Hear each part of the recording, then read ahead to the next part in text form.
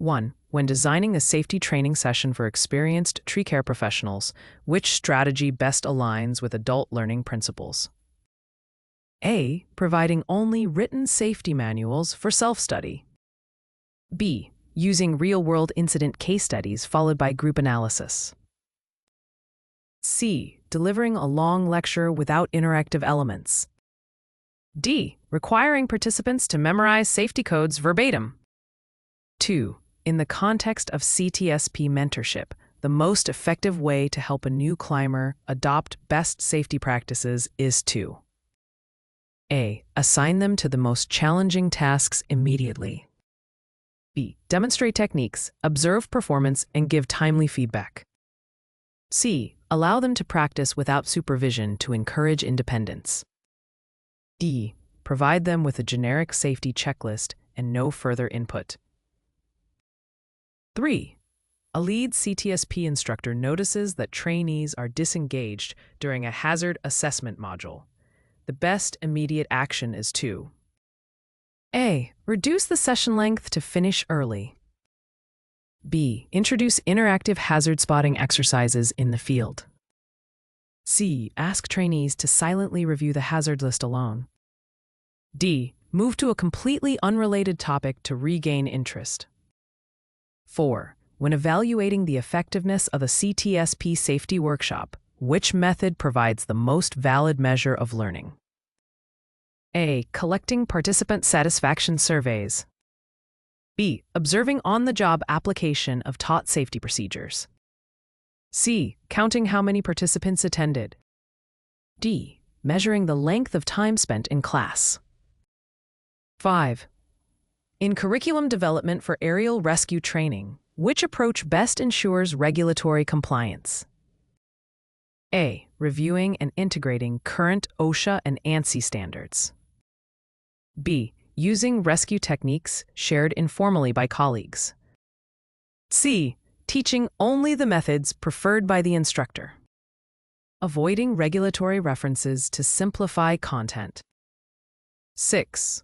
When mentoring a CTSP candidate struggling with equipment inspection skills, the most effective approach is to A. Assign repetitive inspections without explanation. B. Break down the inspection process into stages with demonstrations. C. Provide the full inspection checklist without context. D. Delay further instruction until the candidate improves independently. 7. Which communication technique best supports adult learners during a CTSP safety briefing? A. Speaking rapidly to cover all topics quickly. B. Using jargon and technical terms without explanation. C. Relating new safety procedures to the learner's prior experiences. D. Avoiding questions to maintain control of the session. 8. During a CTSP field evaluation, the evaluator should primarily focus on A. Theoretical knowledge, recall. B. The candidate's ability to apply safety principles in real tasks. C. The number of years of work experience. D. The speed at which the candidate completes tasks. 9. A common barrier in adult learning during CTSP instruction is A. Inability to read basic safety documents. B. Resistance to change based on past habits. C. Lack of available training manuals. D. Over-reliance on instructor demonstrations. 10. In designing a CTSP continuing education program, which element is most critical for long-term retention of safety skills? A. Frequent hands-on practice with immediate feedback. B. Providing a single, intensive lecture at the beginning. C. Limiting practical sessions to reduce costs. Avoiding peer discussion to maintain focus. 11. When delivering clinical instruction on chainsaw safety, the CTSP should first A. Begin with live demonstrations without prior explanation. B. Review safety protocols, demonstrate use, then supervise practice. C. Have trainees attempt tasks without instruction to assess skill level. D. Focus on non-relevant safety topics to relax participants. 12. In CTSP performance evaluations, which tool best measures both competence and compliance?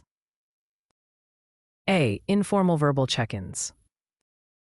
B. Direct observation with a standardized checklist. C. Counting completed tasks. D. Reviewing accident logs. 13. A CTSP trainer notices a participant repeatedly failing to tie knots correctly. The best corrective action is to A. Assign the participant written reading on knot tying. B. Demonstrate the knot step by step, then have them repeat it until correct. C. Ignore the issue to maintain overall session pace. D. Reduce the difficulty by skipping knot-related tasks. 14. For adult learners in a CTSP course, formative assessment is best described as a pass-fail written exam at the end of the course. E. Ongoing feedback during skills practice to guide improvement. C. An unannounced inspection weeks after training. D. An optional survey about training preferences. 15. Which mentoring strategy best supports a culture of safety in tree care operations? A. Modeling safe practices consistently, even under time pressure. Allowing shortcuts if deadlines are tight. C. Focusing only on compliance during inspections. D. Delegating safety leadership solely to new hires. 16. In CTSP regulatory compliance training, the instructor's primary role is to A. Interpret and apply regulations to site-specific scenarios. B. Memorize all OSHA regulations without application. C. Avoid complex rules to maintain trainee interest. D. Focus solely on general industry best practices without legal references. 17. When developing CTSP curriculum for diverse skill levels, the instructor should A. Deliver identical content regardless of learner background. B. Adapt examples and practice tasks to match learner experience. C. Only teach advanced skills to challenge top performers. D. Use the most basic content to avoid overwhelming anyone. 18. An effective way to evaluate a CTSP trainee's hazard recognition skills is to A. Provide a photo-based hazard identification exercise. Ask them to recall safety rules from memory. C. Have them read hazard checklists aloud. D. Measure how quickly they complete tasks. 19. When a safety protocol changes due to new ANSI standards, the CTSP should A. Immediately update training materials and communicate changes to all staff. B. Wait until the next annual training to introduce changes. C. Only inform supervisors and assume they will share the information. D. Avoid changes until after management approval, even if safety is at risk.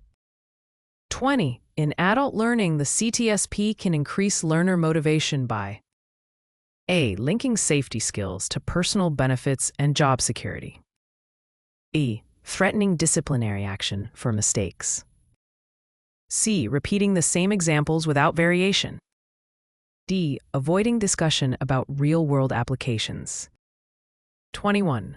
During a CTSP on-site assessment, the best method to evaluate teamwork and safety communication is to A. Interview workers about their procedures.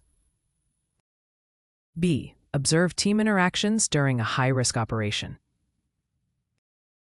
C. Distribute anonymous safety surveys. D. Review written safety meeting notes. 22. In developing a CTSP mentorship plan, which component is essential for success? A. Clear goals, timelines, and ongoing feedback mechanisms. B. Assigning a mentor without defined responsibilities. C. Allowing mentees to choose tasks without guidance. D. Limiting communication to monthly check-ins. 23. When teaching proper rigging techniques, the CTSP should prioritize A demonstration followed by supervised hands-on practice. B. Reading from the rigging manual for the entire session. C. Showing videos without field practice. D. Letting learners practice without any guidance. 24. In evaluating CTSP training outcomes, which measure is most directly linked to safety improvement? A. Reduction in incident rates post-training. B. Number of hours spent in training. C. Total budget spent on safety equipment. D. Number of participants who passed a written test. 25. Which method is most effective for ensuring retention of emergency response skills in a CTSP program? A. Scheduled drills and simulations at regular intervals. B. A single demonstration at the start of the year. C. Sending written emergency plans by email. D. Relying on workers to self-practice. CTSP, Certified Treecare Safety Professional. The Certified Treecare Safety Professional, CTSP test, is a specialized certification assessment developed by the Tree Care Industry Association, TCIA, to evaluate advanced knowledge, skills, and leadership in tree care safety management. It is designed for industry professionals responsible for training, mentoring, and enforcing safety protocols in arboricultural operations. The exam measures proficiency in adult learning principles, instructional techniques, safety program development, regulatory compliance, hazard assessment, and incident prevention strategies. Candidates are tested on their ability to communicate effectively, lead safety initiatives, and foster a culture of continuous safety improvement. Earning the CTSP credential demonstrates a professional's commitment to high safety standards, employee well-being, and industry best practices. Here are the top 5 beneficial uses CTSP, Certified Treecare Safety Professional Exam. Enhances safety leadership. Validates a professional's ability to lead safety programs, train crews effectively, and model best practices in hazardous tree care environments. 2. Ensures regulatory compliance. Confirms knowledge of OSHA, ANSI, and other safety standards, reducing legal risks and ensuring operations meet industry regulations. 3. Improves training effectiveness. Equips professionals with adult learning and mentoring skills to deliver impactful, retention-focused safety instruction tailored to diverse crews. 4. Boosts professional credibility. Strengthens a professional's reputation with clients, employers, and peers by demonstrating a commitment to safety excellence. 5. Reduces workplace incidents. Encourages proactive hazard recognition, effective communication, and safety culture building, lowering accident rates and operational downtime.